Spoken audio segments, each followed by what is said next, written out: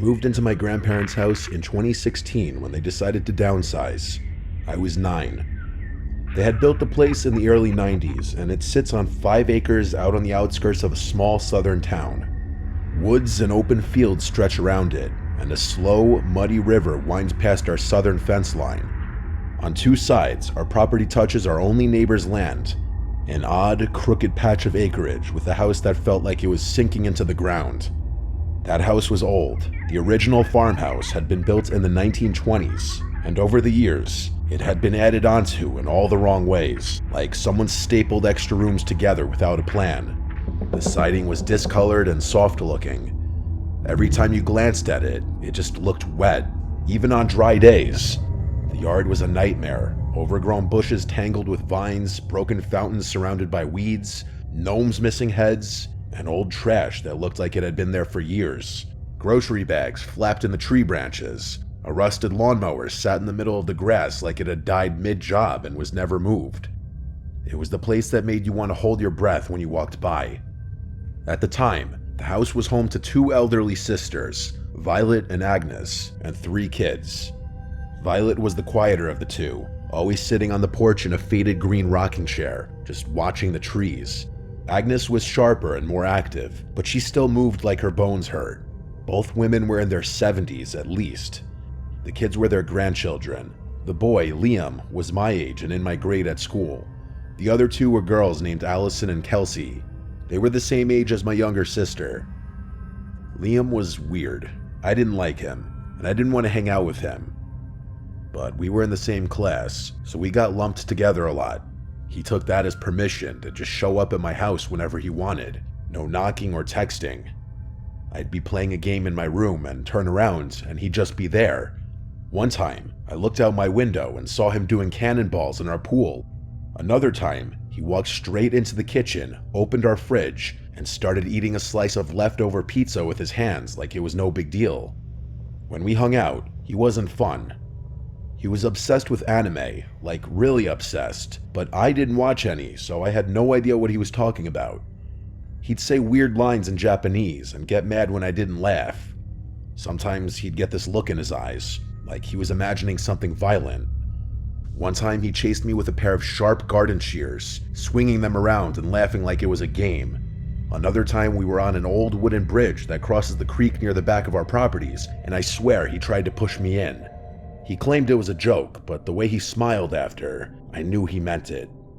The twins were different, quiet and almost invisible. Their clothes were always dirty, and they had speech impediments that made it hard to understand them. It was obvious nobody at home was helping them. Their voices were garbled, like they were still toddlers, even though they were 7. They flinched easily, and they always looked hungry.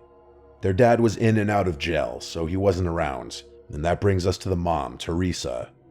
The first time I saw her, she was trying to hook a hose up to the spigot at the edge of their property, right near our side yard. She was tall, way taller than anyone else in her family, and heavy set, with long, thick, curly black hair and glasses that looked like they belonged in the 80s. She was different, put together in a way that the rest of the family wasn't. Her clothes were clean. Her hair was always styled, too. She smiled at me like she'd been waiting for me to come over. She asked me if I could help her with the faucet, and said it was stuck. I walked over and turned it, and it moved easily. She gasped and clapped her hands, told me I was so strong and how lucky she was I came over. I felt proud. She made me feel like I was something special. Then she said, "Did you know you have a third eye?" I blinked. What? She smiled wider and said we all have one. Not a physical eye, but a spiritual one. She said it lets you see the truth, whatever that meant. Before I could ask anything, she started walking back toward her house and told me to come with her, so I did. The inside of their house hit me like a wave of rot. It smelled like spoiled food, mildew, and something worse I couldn't place. Trash was everywhere. Garbage bags torn open, rotting food on plates, stained furniture, even dirty diapers were stuffed behind the couch. I tried to leave, but Teresa grabbed my wrist and led me upstairs. Her room was nothing like the rest of the house. It was pristine, with pink wallpaper, clean carpet, shelves full of porcelain dolls, and very ornate old furniture. The air smelled like rosewater and old perfume. It was like I stepped into a different building. She gestured for me to sit on a little cushioned stool in the corner, and then walked over to her vanity and opened a drawer. She pulled out a silver tray with a black candle, a crystal, and a thick, leather-bound book. The second I saw the pentagram on the cover, my stomach turned. My parents are Catholic. I knew what that symbol meant. And suddenly, I started seeing it everywhere. On the jewelry box, on the mirror's frame, and peeking out from under the corner of the rug on the floor, etched into the wood. I jumped up. "Sorry, my mom wants me home. Bye." I didn't wait for a response. I ran. In 2019, Agnes had a heart attack and died inside the house. I heard she collapsed in the living room in front of all of the kids. I went to the funeral. It was in this rundown Baptist church on the edge of town. The family was stone-faced, like they didn't know how to react, except for one woman who I'd never seen before. She sat in the second pew, sobbing so loud it echoed. Nobody acknowledged her. That same year, Liam disappeared. The story was that he tried to kill one of the twins and was sent to a psychiatric facility. I never got the full details, but my parents sat my sister and I down that night and said, in no uncertain terms, we were never to go near that family again. I remember their faces, grim and serious. That's when it all clicked. All the little things I hadn't understood. The weird stuff, the fear. Eventually, the rest of the family moved away. They left Violet behind, just an old, frail woman living alone in that collapsing house. She passed away in 2020, alone, in that house. Her estate went up for auction. A few months later, one of my old elementary school teachers, Mrs. S., bought it with her husband. They tore down most of the structure, but kept the original 1920 section, the same part where Teresa's room had been. Mrs. S. invited us over to see the renovations. It was beautiful. Open floor plan, all new appliances, and fresh paint. She showed us upstairs, and that's when my skin started crawling. We were in her room, and I could feel it. Even though the floors were carpeted now, I knew the pentagram was still there, like the floor remembered. I felt nauseous, like something was watching me from the walls. I told Mrs. S. I had a headache and had to go. She was disappointed. I was supposed to stay for dinner. I avoided the house after that, until last year. Mrs. S. asked me to dog sit while they went out of town for a week. I said yes. I figured it was just a job. Easy money. Every night I'd ring the doorbell and they'd buzz me in through the smart lock. Their dogs, a Shih Tzu named Muffin and a snorting little pug named Henry, would greet me tails wagging. The first 4 nights were quiet, peaceful even. I'd feed the dogs, play with them a bit, turn on the porch light, and lock up. But on the last night, I was about to leave when Henry started barking at the staircase. He planted his little legs and just barked over and over. Muffin backed away, whimpering. There was nothing there. And then, thump. It came from upstairs. Another thump, louder this time. I didn't stay to investigate. I ran to the front door, slammed it behind me, and locked it. The whole walk home, I couldn't shake the feeling something had followed me. Now it's 2025. We hadn't heard a word about the family in over 4 years. That is, until recently. A girl from school told me she saw Teresa at a farmer's market in a nearby town. Apparently, she started some kind of religious group, calls herself a truth seer. They live in a mobile home community far out in the woods. Flyers have started popping up on bulletin boards and telephone poles. I don't trust it. I don't trust her. I think Teresa is truly evil. I mean, she neglected her kids. She left her mother in that house to rot. And I think she brought something into it. Something dark. Something that stayed behind. I still have nightmares of her and Liam. They stand at the foot of my bed, staring at me, not speaking at all. And every time I pass by that house, even now, I get chills. The good parts, such as the paint, the furniture, it's all surface level. That place remembers, and I don't think it ever let go of what happened there.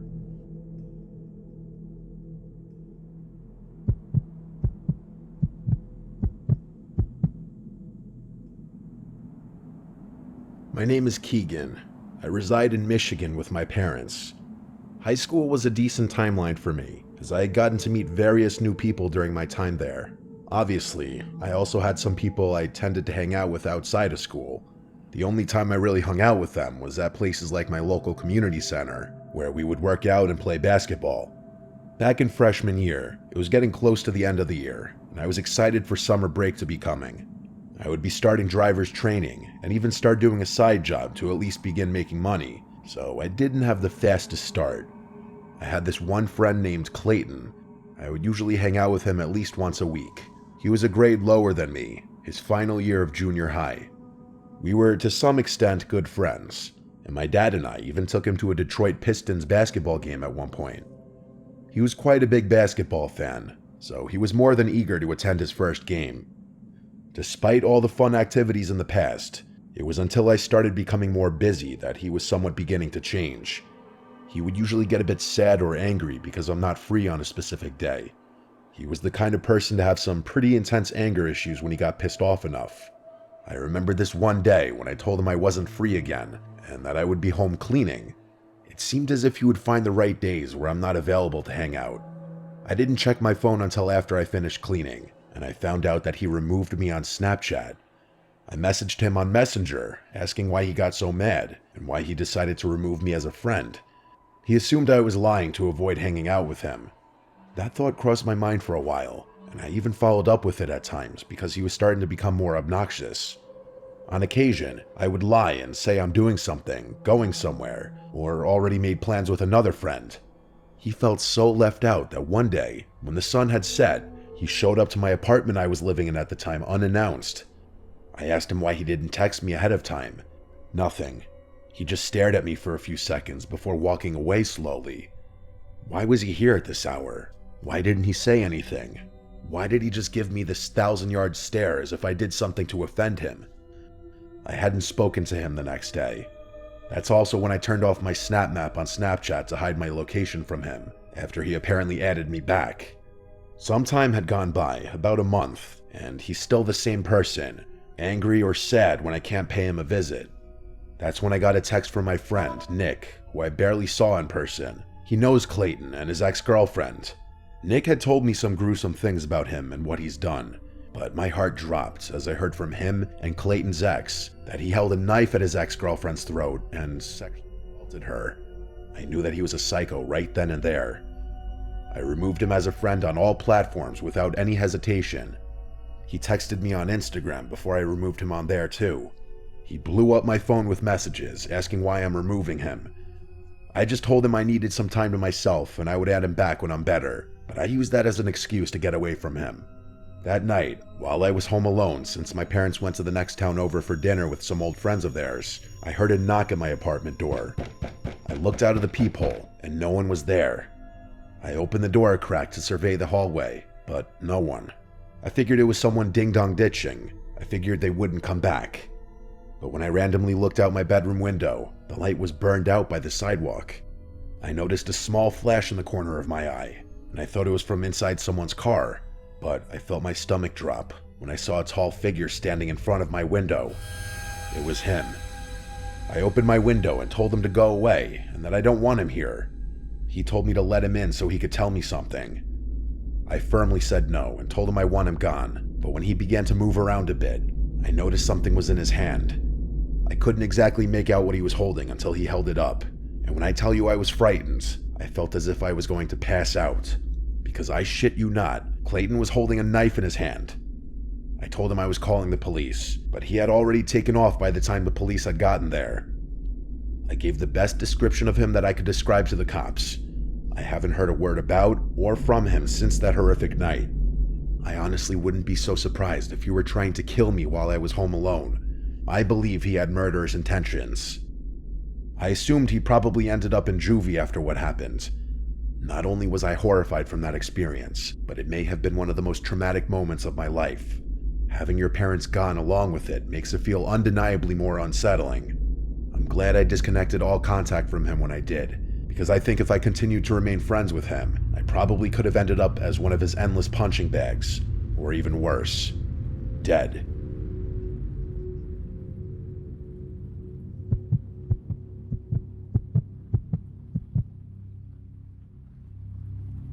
This happened in late 2022, when I went on what I thought would be a fun and simple first date with someone I matched with on a dating app. Her name was Emily, and we had been texting for about 2 weeks before deciding to meet up. We both shared a love for horror movies, and when Smile came out, we agreed that seeing it together would be the perfect first date. We picked a weekday night, Thursday. It was a late showing, 10:15 p.m., and at a small, older theater just outside of town. I offered to drive and picked her up around 9:30. She seemed normal, friendly, maybe a little shy. She was quiet for most of the drive, but opened up once we started talking about horror movies we liked growing up. When we got there, the parking lot was almost empty. I joked about how this theater looked like something out of a horror movie itself. Dim lights, flickering neon, and not a single person in the lobby when we walked in. There was only one guy working at the concession counter, and when I asked if it was going to be a full theater, he laughed and said we were the only ones who had bought tickets for that showing. At first, I thought that was great, no crowds, just me, her, and the movie. We went into Theater 6 and chose seats right in the center, about 4 rows from the back. It was freezing in there, which Emily pointed out right away. I offered her my hoodie, and we laughed about how creepy it felt being the only ones in the entire room. We sat back and talked while waiting for the previews to start. I was starting to feel a little chemistry between us, and I figured this would be one of those dates where you actually end up seeing the person again. Then, right before the movie started, like right after the last trailer and just as the lights dimmed lower, I noticed movement from the corner of my eye. Someone walked into the theater.